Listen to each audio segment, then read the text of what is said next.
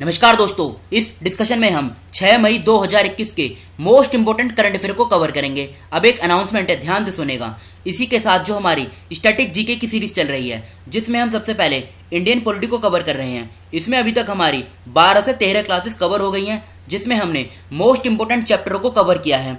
मैं एक काम करूंगा, इन सभी क्लासेस की एक प्लेलिस्ट बना के उसका लिंक इस वीडियो का जो डिस्क्रिप्शन बॉक्स है यहाँ पर और टेलीग्राम चैनल है इस पर डाल दूंगा। और देखो, आज से हमारी मैथ की नई सीरीज स्टार्ट होगी, जिसमें हम सबसे पहले मैथ के उन चैप्टरों को कवर करेंगे जो इजी भी हैं, स्कोरिंग भी हैं और इम्पोर्टेंट भी हैं, जहां से क्वेश्चन हर एग्जाम में पूछे जाते हैं। तो सबसे पहले हम टाइम एंड वर्क से स्टार्ट करेंगे। ये जो टाइम एंड वर्क है ना, ये मोस्ट इंपोर्टेंट टॉपिक है। यहाँ से क्वेश्चन हर एग्जाम में पूछा जाता है। और इंडियन पॉलिटी की जो हमारी क्लास है, इसको हम 1-2 दिन में दोबारा से स्टार्ट करेंगे। और आज जो करंट अफेयर की पीडीएफ है, ये आप टेलीग्राम चैनल से डाउनलोड कर लीजिएगा। टेलीग्राम चैनल का लिंक डिस्क्रिप्शन बॉक्स में आपको नीचे मिल जाएगा। तो चलो अब आज की क्लास को स्टार्ट करते हैं। लेकिन उससे पहले ये देखिए, आप इस वीडियो में हमने फरवरी, मार्च और अप्रैल 2021 के टॉप मोस्ट 50 करंट अफेयर के क्वेश्चनों को कवर किया है, जो मोस्ट इंपोर्टेंट है। आने वाले एग्जाम में सीधे सीधे ये क्वेश्चन पूछे जा सकते हैं। और इस वीडियो का लिंक आपको डिस्क्रिप्शन बॉक्स में नीचे मिल जाएगा। तो चलो अब आज की क्लास को स्टार्ट करते हैं। सबसे पहली न्यूज क्या है? पहली न्यूज है, उत्तर प्रदेश ने कोविड रोगियों को उत्तर प्रदेश की सरकार ने कोविड रोगियों की शीघ्र पहचान के लिए 5 दिवसीय अभियान शुरू किया है। अब ये न्यूज क्या है, इसे हम समझते हैं। देखो, अभी हाल ही में उत्तर प्रदेश की सरकार ने 5 दिन का एक कैंपेन चलाया है। 5 दिन का ये जो कैंपेन है, ये 5 मई से लेके 9 मई 2021 के बीच चलेगा। अब इसका उद्देश्य क्या है? इसका उद्देश्य है हेल्थ वर्कर्स की एक टीम, वो घर घर जाके जो कोविड पेशेंट है ना, इनको आइडेंटिफाई करेगी और इनका ट्रीटमेंट करेगी। और 9 मई 2021 तक ये टारगेट रखा गया है कि अराउंड 97,000 यानी 97 जो विलेजेस हैं, इनको कवर किया जाएगा। तो ये जो कैंपेन चलाया है, ये अभी हाल ही में उत्तर प्रदेश की सरकार ने चलाया है, जो 5 मई से स्टार्ट हुआ है, 9 मई तक चलेगा। उद्देश्य है घर घर जाके जो कोविड पेशेंट हैं, इनको आइडेंटिफाई करना और इनका ट्रीटमेंट करना। तो ये है न्यूज़। अब क्वेश्चन लगाते हैं। क्वेश्चन किस प्रकार का पूछा जा सकता है? किस राज्य सरकार ने राज्य के गांवों में कोविड रोगियों की शीघ्र पहचान के लिए 5 मई 2021 से 5 दिवसीय अभियान शुरू किया है? तो आंसर क्या होगा? आंसर होगा इसका उत्तर प्रदेश। फर्स्ट क्वेश्चन का बी ऑप्शन सही है, उत्तर प्रदेश। अब बात उत्तर प्रदेश की हुई है, तो इसका जो पिछला करंट अफेयर है, इसे हम लगा लेते हैं। पहला पॉइंट क्या है? उत्तर प्रदेश का पहला ट्रांसजेंडर शौचालय वाराणसी के कमच्छा में बनाया गया है। उत्तर प्रदेश जल्द ही काला नामक चावल के नाम से प्रसिद्ध 20 टन बुद्धा चावल की खेप सिंगापुर में भेजने को तैयार है। वाराणसी में फूलों, सब्जियों और बागवानी का 2 दिवसीय उत्सव आयोजित किया गया। सरस आजीविका मेला 2021 का उद्घाटन उत्तर प्रदेश में किया गया। उत्तर प्रदेश के मुख्यमंत्री ने 27 बिजली सब स्टेशनों का उद्घाटन किया। अर्जुन सहायक सिंचाई परियोजना ये उत्तर प्रदेश में लॉन्च की गई। उत्तर प्रदेश में काला नामक चावल महोत्सव आयोजित हुआ। उत्तर प्रदेश के मुख्यमंत्री ने महिला योद्धाओं के नाम पर 3 पीएसी महिला बटालियन स्थापित करने की घोषणा की। मार्च 2021 में उत्तर प्रदेश के मुख्यमंत्री ने किसान कल्याण मिशन के हिस्से के रूप में यूपीएफपीओ शक्ति पोर्टल की शुरुआत की। मार्च 2021 में उत्तर प्रदेश सरकार ने कुशीनगर जिले में केले महोत्सव का आयोजन किया।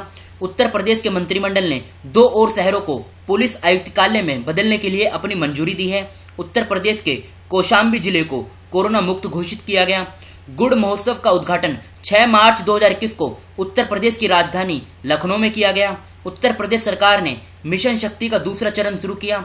और अभी हाल ही में ई पंचायत पुरस्कार 2021 ये किस राज्य को दिया गया था? तो ये उत्तर प्रदेश को दिया गया था। और पूछा जाए ई पंचायत पुरस्कार 2020 ये किस राज्य को दिया गया था? तो ये दिया गया था हिमाचल प्रदेश। 2021 का उत्तर प्रदेश को दिया गया था। अब बात उत्तर प्रदेश की है। लोकेशन देखिए कहाँ पर है।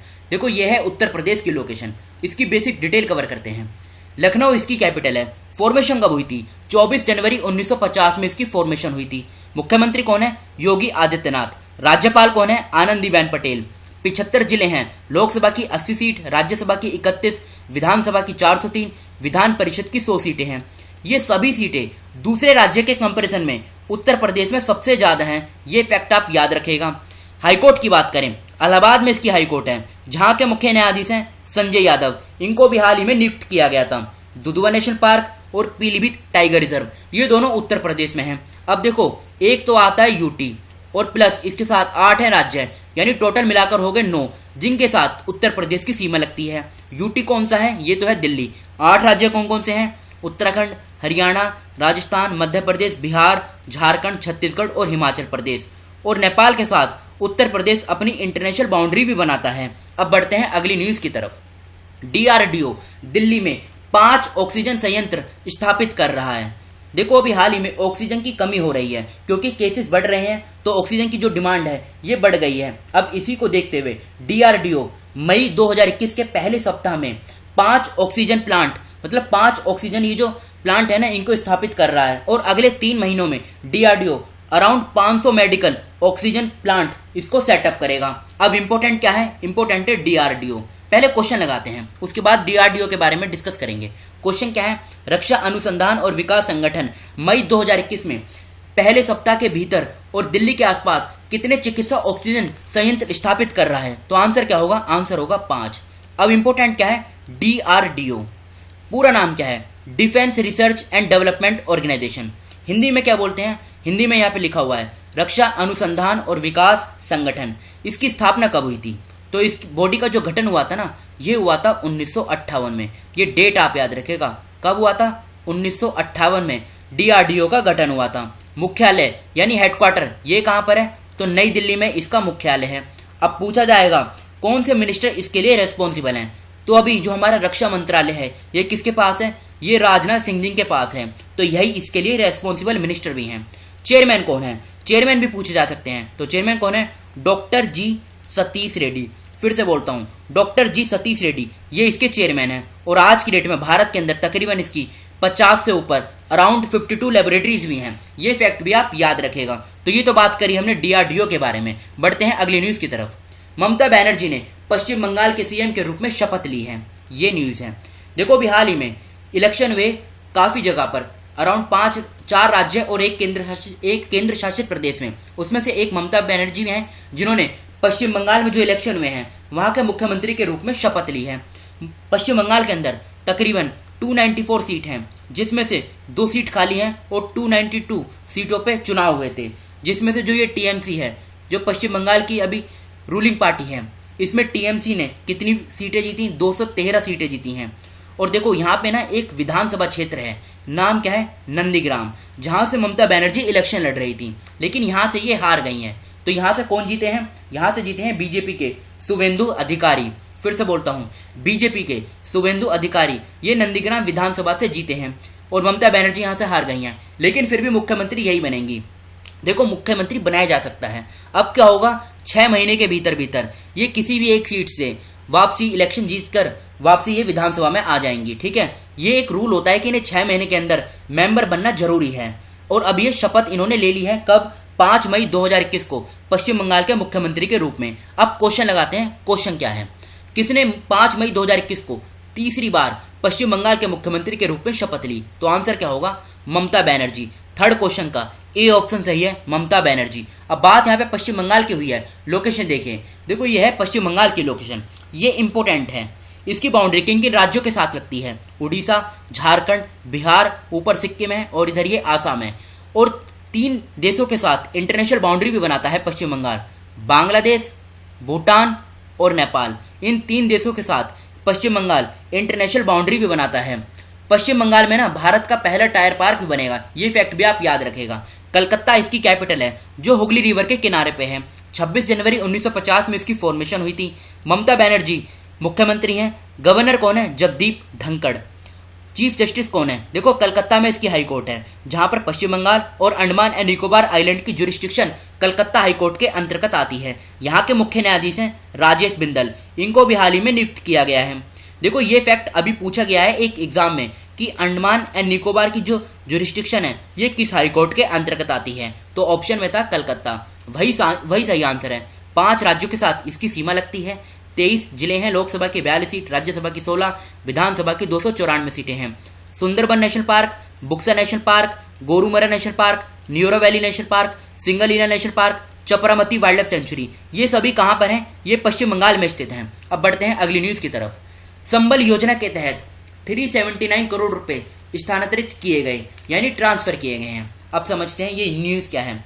अभी हाल ही में मध्य प्रदेश के अंदर देखो एक स्कीम है मुख्यमंत्री जन कल्याण संबल योजना, यहाँ पे लिख देता हूँ मुख्यमंत्री जन कल्याण संबल स्कीम। ये स्कीम 2018 में लॉन्च की गई थी और अब इसको दोबारा से स्टार्ट किया गया है क्योंकि इसे बंद कर दिया गया था। और अब इसी के जो लाभार्थी हैं कितने हैं, अराउंड 16,844 जो बेनिफिशरीज हैं, इनके सीधे अकाउंट में 379 करोड़ रुपए ट्रांसफर किए गए हैं। इस स्कीम का उद्देश्य क्या है, वर्कर्स और उनकी जो फैमिली है उनको फाइनेंशियल असिस्टेंस प्रोवाइड कराना। समझ गए, ये तो है स्कीम। और इसी बीच अभी स्वास्थ्य आहार योजना यानी हेल्थी फूड स्कीम, ये भी भोपाल में जो कोरोना पेशेंट है उनके लिए लॉन्च की गई है। तो ये है न्यूज़। अब क्वेश्चन लगाते हैं, क्वेश्चन क्या पूछा जा सकता है, किस राज्य में मुख्यमंत्री जन कल्याण संबल योजना के तहत 16,844 लाभार्थियों के खातों में 379 करोड़ रुपए स्थानांतरित यानी ट्रांसफर किए गए हैं। तो आंसर क्या होगा, मध्य प्रदेश। फोर्थ क्वेश्चन का सी ऑप्शन सही है, मध्य प्रदेश इसका सही आंसर है। अब बात मध्य प्रदेश की हुई है तो मध्य प्रदेश का जो पिछला करंट अफेयर है ना, पहले हम इसे लगा लेते हैं। इंदौर के अंदर एक आत्मनिर्भर भारत ट्रेनिंग सेंटर का उद्घाटन किया गया। इंदौर को सिंगल यूज प्लास्टिक फ्री बनाने के लिए प्लास्टिक प्रीमियर लीग टूर्नामेंट आयोजन किया गया। भोपाल के अंदर रानी पद्मावती का मेमोरियल बनेगा। यूनेस्को का जो मैन एंड बायोस्फीयर प्रोग्राम है इसमें पन्ना टाइगर रिजर्व को शामिल किया गया है। ये फैक्ट इंपॉर्टेंट है। मध्य प्रदेश ने अपना 1 नवंबर 2020 को अपना 65वां स्थापना दिवस मनाया। मध्य प्रदेश सरकार ने कोरोना वॉरियर्स योजना शुरू की। मिशन ग्रामोद्योग ये लॉन्च किया गया। मध्य प्रदेश सरकार ने संकल्प अभियान शुरू किया। मध्य प्रदेश राज्य ने मेरा मास्क मेरी सुरक्षा अभियान शुरू किया।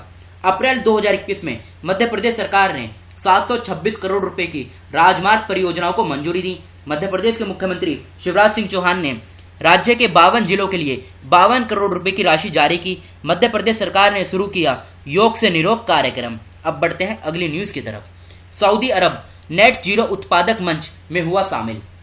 अब ये न्यूज क्या है इसे हम समझते हैं। अभी हाल ही में देखो, सबसे पहले आप ये जान लीजिए नेट जीरो प्रोड्यूसर फोरम ये है क्या, जिसे हिंदी में क्या बोलते हैं, नेट जीरो उत्पादक मंच। इसमें ना कौन कौन से देश आते हैं, इसमें आता है अमेरिका, कतर, कनाडा और नॉर्वे। अब इसमें सऊदी अरेबिया भी शामिल हो गया है। अब इसका उद्देश्य क्या होगा, मतलब शामिल होने का, तो जितना कार्बन एमिट होता है ना उतना ही कार्बन वातावरण से हटाया जाएगा। अगर सिंपल भाषा में समझे तो ये इसका उद्देश्य है। सऊदी अरेबिया की कैपिटल पूछी जा सकती है, रियाद इसकी कैपिटल है।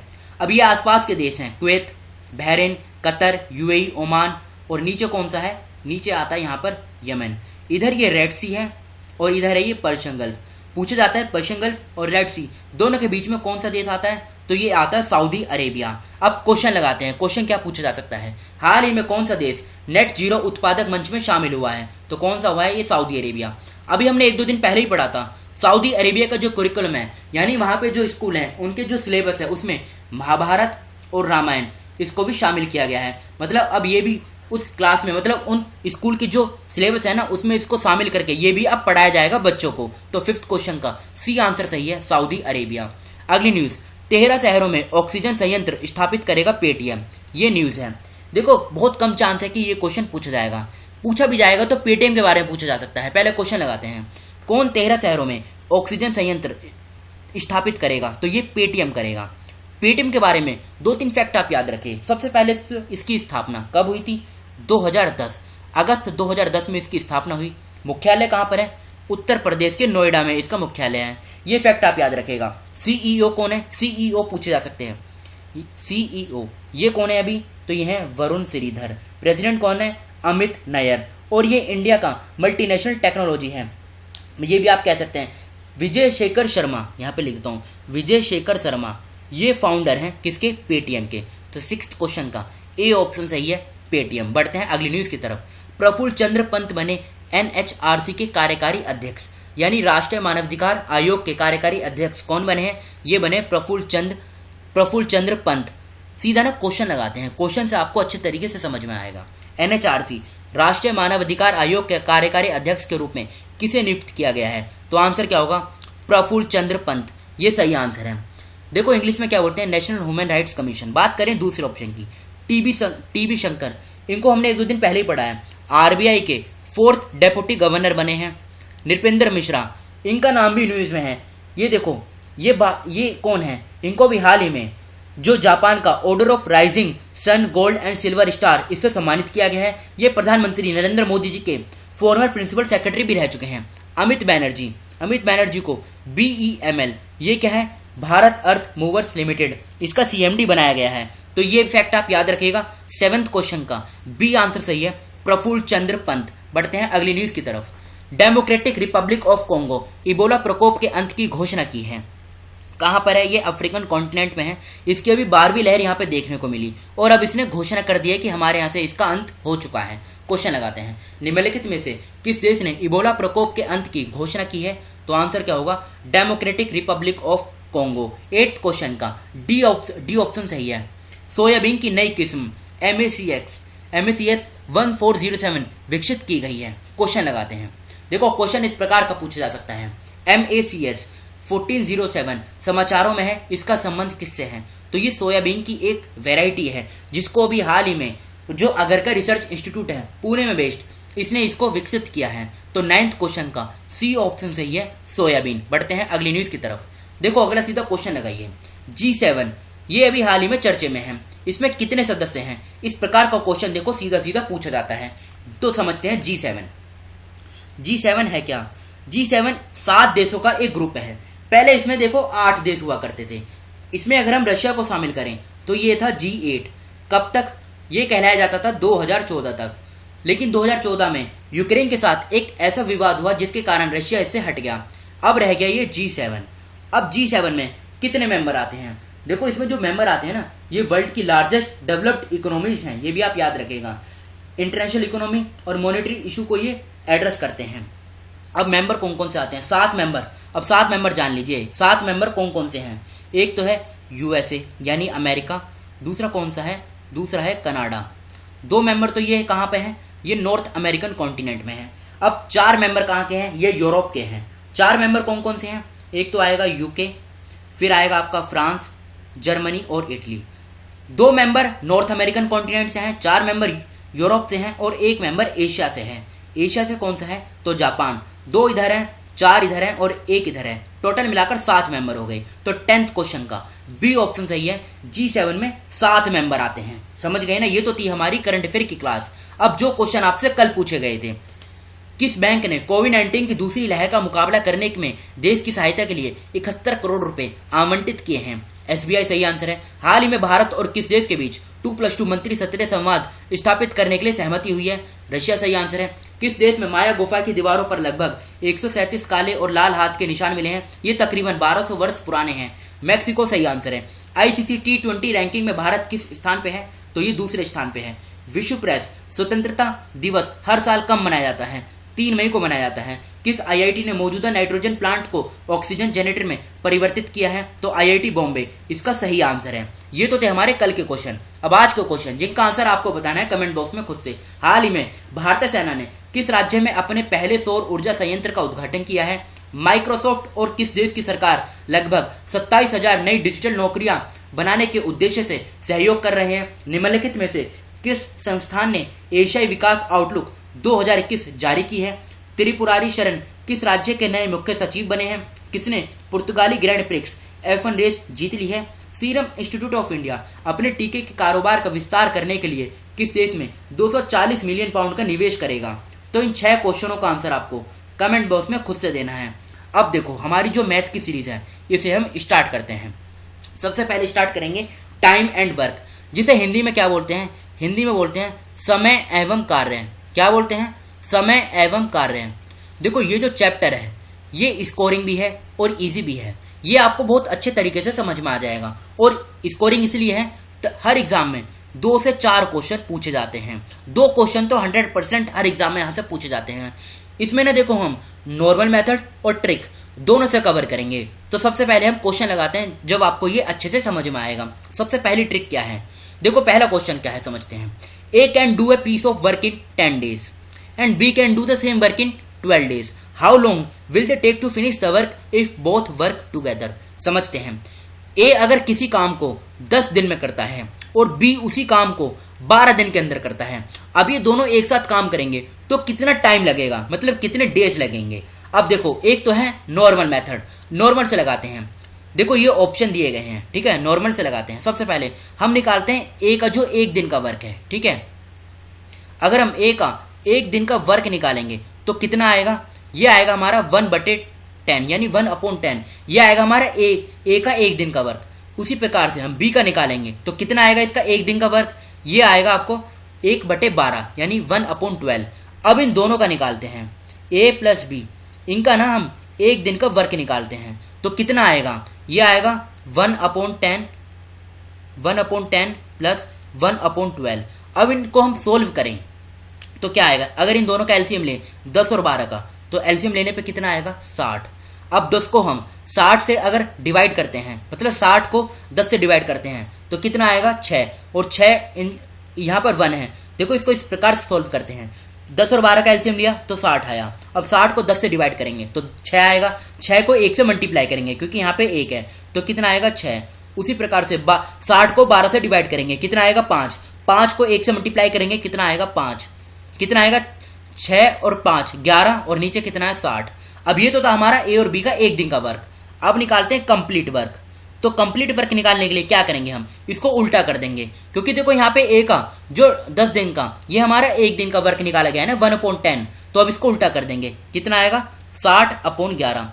ध्यान से सुनेगा, यहाँ पे लिखा हुआ है ए किसी काम को करता है 10 दिन के अंदर, तो हमने उसका एक दिन का वर्क निकाला ना, तो कितना आया 1/11। बी का कितना आया 1/12, इसलिए तो यहाँ पे उल्टा किया गया है। तो आंसर क्या आएगा 60/11। अब इसको अगर हम तोड़ते हैं तो ये आएगा 11 × 5 यानी 55, और 55 में 5 जोड़ेंगे 60, तो ये कितने हैं, ये हमारे डेज हैं। तो ए और बी इतने दिनों में उस पूरे काम को करते हैं। देखो ये तो था हमारा नॉर्मल मेथड, जिससे देखो इजी क्वेश्चन सॉल्व किया जा सकता है, ये समझने के लिए था।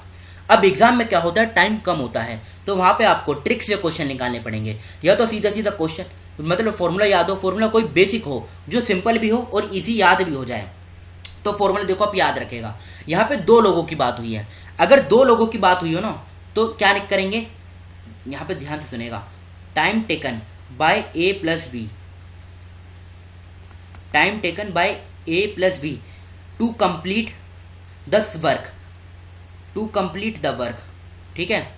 ध्यान से सुनेगा, time taken by A plus B to complete the work. यहाँ पे सिर्फ 2 लोगों की बात हुई है, तो फॉर्मूला क्या बनेगा, अब फॉर्मूला आप याद रखेगा, x × y फिर अपॉन में x + y, ठीक है, और यहाँ पे डेज, मतलब ये कितने दिनों में काम करना है, ये फॉर्मूला आप याद रखेगा, x y और अपॉन x + y। अब देखो क्वेश्चन में क्या बोला गया है, एक किसी काम को 10 दिन के अंदर पूरा करता है, तो x की वैल्यू कितनी हो जाएगी 10। उसी प्रकार से y इसकी वैल्यू कितनी हो जाएगी 12। अब यहाँ पे पुट कीजिए इस फॉर्मूला में x × y, तो 10 × 12, ठीक है। अब नीचे x + y, तो कितना आ जाएगा, यहाँ पे आएगा 10 और प्लस 12। अब इसको सोल्व करेंगे तो ऊपर तो 120 आएगा, नीचे अगर हम एलसीएम लेते हैं इसका तो एलसीएम कितना आएगा, देखो 10 और 12, इसका अगर हम एलसीएम लेंगे ना तो ये निकल कर आएगा कितना 22। अब इसको अगर हम तोड़ेंगे, 2 से तोड़ते हैं तो 22 को 2 से डिवाइड करेंगे 11, 120 को करेंगे कितना आएगा 60। अब कितना आएगा 60/11 आ गया ना आंसर। 60/11 डेज में दोनों मिलकर एक साथ काम करेंगे। देखो यहाँ पे भी सेम आंसर आ रहा है और यहाँ पे भी सेम आंसर आ रहा है। 60/11 को अगर हम और तोड़ते हैं तो यही वैल्यू निकल कर आ जाएगी, कितनी 5, फिर इधर 5 और इधर 11। देखो इसको कैसे सोल्व करते हैं, 11 को 5 से मल्टीप्लाई करेंगे तो कितना आएगा 11 × 5 = 55। अब 55 में प्लस 5 जोड़ देंगे, ऊपर 5 ही जोड़ा जाता है तो कितना आएगा 60। 60/11 आ गया ना आंसर। देखो दोनों में सेम आंसर आ रहा है। दोनों फॉर्मूले आपको बताने इसलिए जरूरी था जिससे आपको इजी समझ में आ जाए। तो देखो ये क्वेश्चन सीधा सीधा एग्जाम में पूछा जाता है। अब इसी प्रकार का एक क्वेश्चन, देखो ये क्वेश्चन क्या है, ये CDS 2013 में ये क्वेश्चन सीधा सीधा पूछा गया था। अब इस क्वेश्चन का आंसर ना एक काम करना, आप सोल्व करना। अगर आपसे नहीं निकलता है तो इससे जो पहला क्वेश्चन हमने कवर किया है ना उसको दोबारा से सुनना, फिर दोबारा से इस क्वेश्चन को सोल्व करना, आपको इजीली समझ में आ जाएगा। इस क्वेश्चन का आंसर आप बताना कमेंट बॉक्स में क्या है। और देखो पहला जो क्वेश्चन पूछा गया था, क्या आंसर आया था इसका 60/11, तो डी जो ऑप्शन था ना ये सही था। अब जो अगला क्वेश्चन पूछा गया है इसका आंसर आप बताना कमेंट बॉक्स में, और यहाँ पे 4 ऑप्शन दिए गए हैं, इसमें से बताना है क्या आंसर आएगा, ठीक है। तो इसका आंसर आप बताना कमेंट बॉक्स में। अगर आप खुद से सॉल्व करेंगे तो आपको ये बहुत अच्छे तरीके से समझ में आएगा। तो फिलहाल इस डिस्कशन को हम यहीं पर रोकते हैं। Thank you.